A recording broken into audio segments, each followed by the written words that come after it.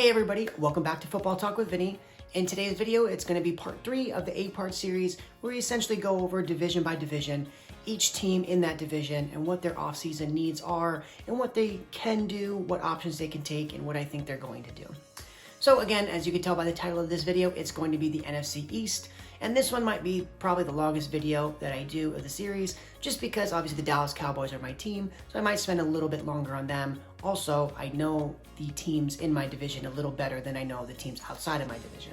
So with that being said, we're gonna get today's video kicked off with, of course, the Dallas Cowboys, right? Now, one quick side note, as a Cowboys fan, like I live in Las Vegas, so I always was like, I couldn't understand why people like dislike the Dallas Cowboys, right? And just their fans, right? I mean, the team is whatever, but their fans, I didn't really realize that. I think the first moment I kind of realized it was I actually went to Dallas, Irving, right, to see a Cowboys game. I went there to see a Cowboys game a couple years back, and this was probably like 8-9 years ago. It was a long time ago now. And I remember I went to some theme park there. I can't remember. But I remember just talking to the people at the theme park. Obviously, you know, almost all of them are Cowboys fans, right? And I remember talking to some people. And I remember this one guy, he made this comment. And we had just drafted Morris Claiborne, right, with like the 6th overall pick in the draft. And he had just had his rookie year. He didn't play particularly well. And I remember him saying, yeah, man, he had a really good rookie season. He's going to be the next Darrelle Revis. And it literally fucking hit me right there. I'm like, these are the fucking idiots that... So it literally hit me right there. I'm like, oh my gosh.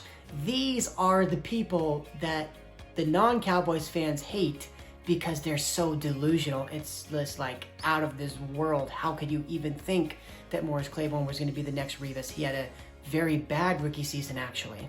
So I think it kind of clicked for me there. I'm like, oh my gosh, this is what the average person, this is why they say that Cowboys fans are terrible. Even guys like Stephen A. Smith, that they can't stand Cowboys fans because they are so delusional. It's ridiculous. That's definitely not me, and I think you can maybe see as you watch some more videos and kind of see like my football knowledge in general and just what I think of Dallas, right? Obviously, I think, you know, we're a good team, as I think any fan that has a good team will always think they have a chance to win the Super Bowl, but definitely don't make his delusional statements like that, so you won't hear nothing like that on this channel. So again, let's get right into it. So the Dallas Cowboys are in a very interesting spot. So they actually have $19 million to spend, but we all know that that's real fake, because you don't have Dak Prescott signed for this season, right? You did franchise Dak last year, and I think that number was $34 million, I want to say. And again, if you have $19 million to spend, and if you were to franchise him again, I believe that number jumps way up to $39 million-ish. So again, realistically, you're about $20 million under the cap, right? Because I don't think there's a scenario that I see where Dallas doesn't have Dak on the roster unless you trade him for a guy like Deshaun Watson, right? Dallas is either hopefully going to just do a long-term deal with Dak now or franchise him again. I think franchising him again is a terrible decision because now if you're Dak, there is zero incentive to want to get a long-term deal done because it's like, well, I'm just going to play out this year and now you're hamstrung. You can't franchise me again. I guess they can, but I think the number goes like 20 to 25% increase of what it was the prior year. So it's going to go to like 50 million or something. So you really can't do that. So really, if I'm Dak, you know, I can essentially just play this year out kind of like Kirk Cousins did and now just test a free agency. And he's going to get a bunch of money in free agency. So if you're Dallas, please, Jerry Jones, just sign Dak, man. Like, he's had a good last 2 years. He's clearly showed you this is not the same Dak as his rookie year and his second year, where he's not the reason why you're winning ball games. He is the only reason why you win ball games now. But again, if you are to sign Dak, whether you franchise him or give him a long-term deal, right, this is going to be a situation where you're about $20 million over the cap. So now how are you going to get under the cap? So I think if you're the Dallas Cowboys, it's going to be very difficult. I think restructuring some deals is going to be really your best route. So you've got guys like Tyron Smith, right, that you can maybe try to go to, maybe some of your other offensive linemen, like Lyle Collins, that you can maybe try to go to restructure their deals, and you can get that cap number lower to be able to re-sign a guy like Dak Prescott. Also, interesting note, as a Cowboys fan, obviously I've heard a lot of rumors that we might let go of Jalen Smith. I think it's absolutely ridiculous. He had a very good year. I don't think he had as bad as years everyone thinks he had. I think what people don't realize is when your defensive line, especially the defensive tackles, are as bad as Dallas's D tackles were, it hurts your run game, right? Because now teams are able to essentially, with their guards and their centers, they're essentially able to get to the second level, and they're able to get on those linebackers, and then it makes it difficult when you're trying to stop the run, when your D tackles can't shed blocks, they can't win one-on-ones. It just makes it difficult for the linebackers. So I think it's really unfair to judge any of the linebackers play this year. If you're Dallas, you've got to really do a good job of either A, signing some defensive linemen. I know you tried to address the position last year with Antari Poe and getting Gerald McCoy, and obviously neither of those guys worked out. One got hurt and the other just was not playing well. But maybe if you are Dallas and you can't sign any guys in free agency, maybe look in, whether it's the first, second, third, or fourth round, you need to address the D tackle spot for sure. And then the other one, I think no one's really talking about. I think it's an interesting move.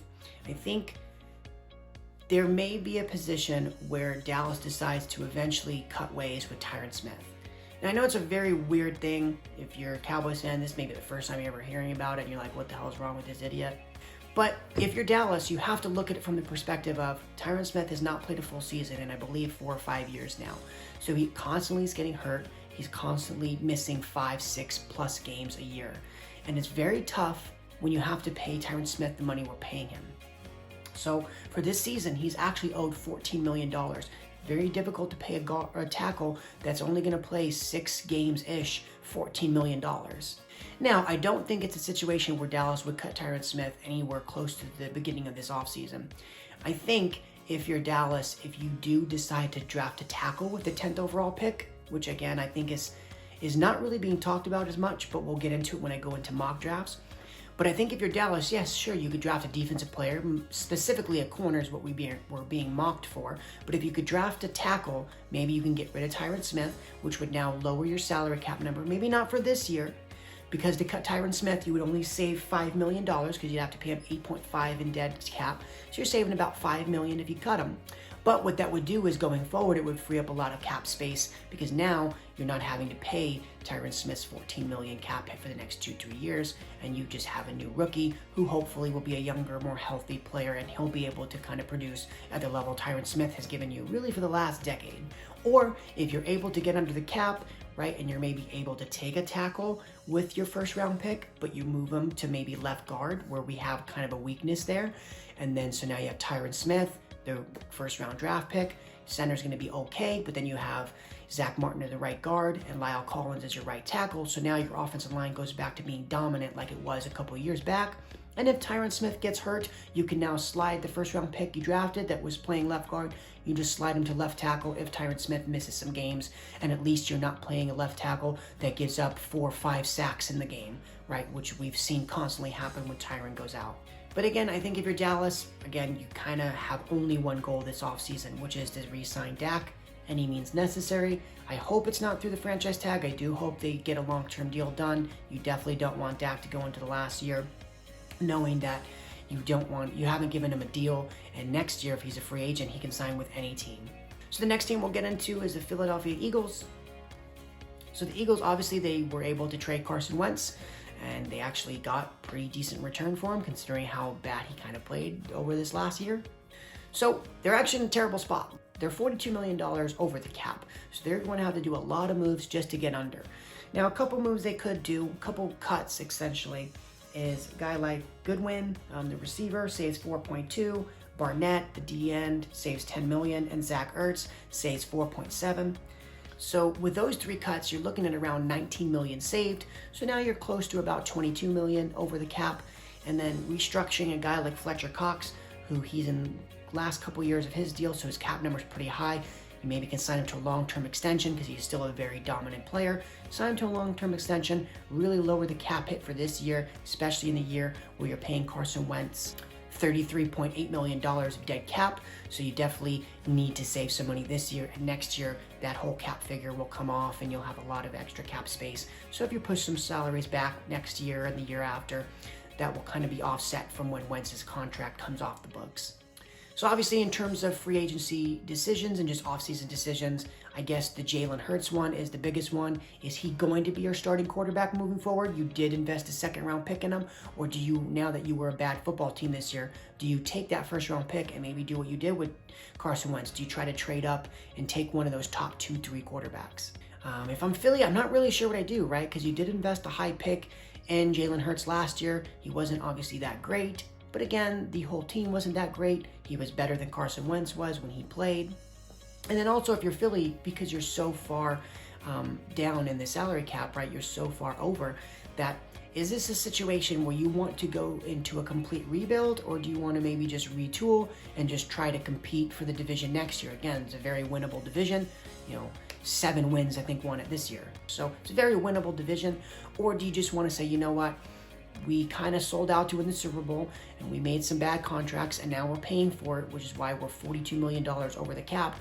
Do we want to maybe just rebuild? Let's just, get rid of some of the older players, make sure we're in a good salary cap situation for next year when Carson Wentz's deal comes off the books, and then we can maybe look at, competing in a year or two. I think both options kind of are good options.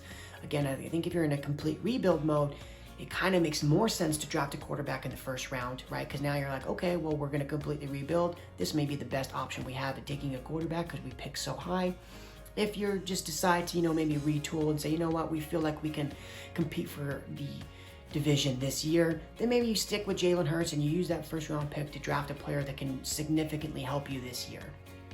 Next, we're going to get into the football team. So with the football team, they have a lot more options. They are $38 million under the cap. So they have a lot of money, a lot of flexibility to be able to sign some guys. Now, obviously, I think if you're the football team, the actual biggest decision you have to make is what do you do at the quarterback spot, right?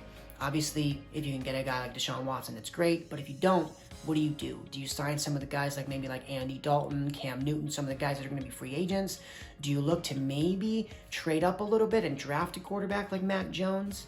And then obviously your biggest free agent guy that you are going to lose is Brandon Scherff. I'm not sure if I'm saying his name right again, but I think if you're the football team, it's kind of tough to let him go, let him walk out the door. He is a very good football player. And you have a lot of cap space. So I think signing him might be the number one option if you're the football team. And then again, with some of the money you have to spend, I think looking at guys like Levante David, maybe T.Y. Hilton, Marvin Jones, and then if the Panthers are not able to sign their left tackle, Taylor Moton, I think that's a good option as well. Maybe start to rebuild that interior or the outside of that offensive line. If you bring in a guy like Levante David, having a good solid linebacker would be good to go along with that great front that they have on that D-line. And then if you sign a guy like T.Y. Hilton or Marvin Jones, it's just to give another weapon opposite of Terry McLaurin, right? So now teams can't just double him the whole game. You actually have a legit number 2 that can really, beat single coverage, especially if it's a number 2 corner. It's going to be a very difficult spot for the quarterback position. I think if I am the football team, I'm going to try to save some cap space for the off chance that Dallas is stupid enough to not re-sign Dak. Because if Dak Prescott were to hit the free agency market next offseason, if you're the football team, if you have enough money to sign him, that is the only thing you need to think about that offseason. If you're the football team and you're able to sign Dak Prescott next year as a free agent, you are instantly one of these Super Bowl favorites for the next 5-6 years. With how good that defense should be and getting an elite level quarterback in Dak Prescott, it makes you a Super Bowl contender. So as a Cowboys fan, I definitely hope that doesn't happen. That would be like one of the worst nightmares possible. But again, if I am the football team, not the Dallas Cowboys fan, if I am running the football team, that has to be in the back of my mind of maybe we can get Dak next year. So in order to get Dak, you're going to need $40+ million of salary cap space. So you don't want to spend too much of it this year because you want to be able to roll some of that over next year to sign a guy like Dak Prescott. And then obviously in the draft, maybe you can go quarterback, but again, they pick so late. You're maybe looking at a guy like Mac Jones again. Or, maybe you just draft a guy in the 2nd or 3rd round. Maybe you sign a guy like Andy Dalton or someone like that. Maybe Cam Newton, bring them in and they're your starter for this year. I think Cam Newton kind of makes a lot of sense, right? Head coach is Ron Rivera, coach Cam Newton, right? So I think it makes too much sense maybe to not try it. So, maybe if you're the football team, you maybe just draft best available player when the, spot gets to you. Obviously maybe you don't need D-line help, but anything on the back end of the defense could help. Linebackers could help. Another wide receiver if you don't sign someone. Also maybe an offensive lineman, maybe a running back. I think if you're the football team, you have a decent team, so you can really go a bunch of different directions there. But I do think with having $32 million, you should sign a player or two, especially this free agency. There's not many teams with a lot of salary cap space, especially since the salary cap did go down because of COVID. So if you're able, again, to get a guy, even just signing a guy like T.Y. Hilton, if that's the only signing you do, because he may be about 12, 13 million, right? So if you sign a guy like T.Y. Hilton, it now gives you more weapons on your offense, to where if you sign a guy like Andy Dalton or Cam Newton, he can come in, I think, and be successful in that offense, where you have a decent running game last year. You obviously have a Pro Bowl caliber wide receiver in Terry McLaurin. If you can sign T.Y., you give yourself a plethora of weapons in order to be able to be successful, no matter who you bring in at the quarterback spot. Last we'll do is the Giants. Now, the Giants are actually right at the cap. They're $900K. Obviously, I think the big free agency decision for them would be to maybe try to get Leonard Williams to re-sign. He has played very well for them the 1.5 years he's been on the roster. And then I think internally in the Giants organization, they're more high on Daniel Jones than a lot of other players, I think they're more high on Daniel Jones than a lot of the fans are. I think they think that Daniel Jones is definitely, unquestionably, the answer, right? You had a lot of injuries this year around Daniel Jones, so he wasn't able to be as successful as I think he's going to be this year when you get guys like Saquon back, and some of those receivers did miss a lot of time. So I think the Giants are in a really good position to maybe compete, or not only maybe compete for the division, but to be surprisingly very good next year. I think getting Saquon back, their offense should be very scary, I think. And at this point, I think a lot of projections, I think the Giants have the 11th or 12th pick. A lot of projections for mock drafts have them taking either the wide receiver Waddle or a offensive lineman. I think both picks are very smart picks, right? If you draft another wide receiver, you're obviously adding depth, right? Because you got guys like Golden Tate that are getting a little older, so adding a young piece in definitely helps. But adding an offensive lineman, I think, helps as well, right? You're going to improve your offensive line play, which would make more holes for Saquon, which opens up everything else for your offense, right? They do have decent enough weapons, I think, on the outside to be successful if they decide to draft another lineman. But again, with having no cap space, you're really just restricted to the draft. And the only other question is, do you draft another quarterback? I still think Daniel Jones is the answer at quarterback for them. I don't think they're going to look, towards drafting another quarterback, whether it's the first, second, or third round. I think they like who they have in Daniel Jones. So that's going to be it for this video. Obviously, this is part 3 of really the 8-part series. So thank you guys so much for watching. Again, if you liked the video, make sure to like and subscribe. It does help me out. And again, I look forward to making the rest of the videos. Thank you guys so much.